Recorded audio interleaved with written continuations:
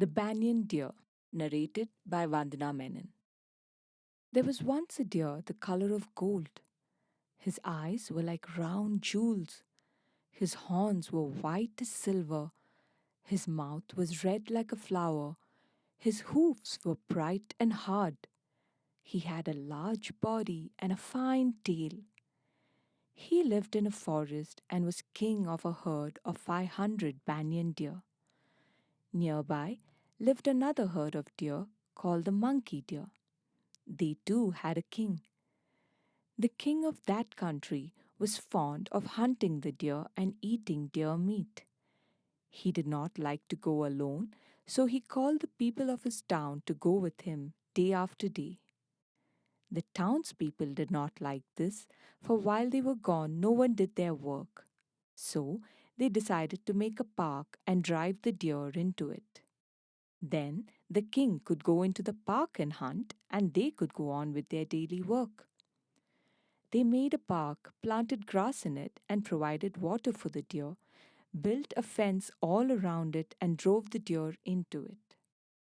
Then they shut the gate and went to the king to tell him that in the park nearby he could find all the deer he wanted. The king went at once to look at the deer. First, he saw there the two deer kings and granted them their lives. Then he looked at their great herds. Some days the king would go to hunt the deer, sometimes his cook would go.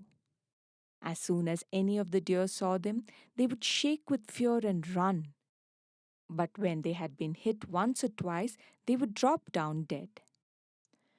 The king of the banyan deer sent for the king of the monkey deer and said, "Friend, many of the deer are being killed.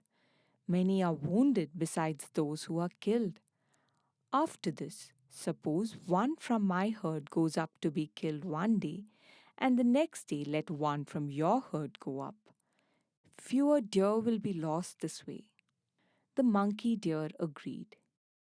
Each day, the deer whose turn it was would go and lie down, placing its head on the block. The cook would come and carry off the one he found lying there. One day, the lot fell to a mother deer who had a young baby. She went to her king and said, "O king of the monkey deer, let the turn pass me by until my baby is old enough to get along without me. Then I will go and put my head on the block." But the king did not help her. He told her that if the lot had fallen to her, she must die. Then she went to the king of the banyan deer and asked him to save her. "Go back to your herd. I will go in your place," said he. The next day, the cook found the king of the banyan deer lying with his head on the block. The cook went to the king, who came himself to find out about this.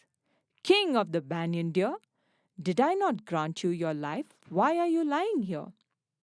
"O great king," said the king of the banyan deer, "a mother came with her young baby and told me that the lot had fallen to her. I could not ask anyone else to take her place, so I came myself."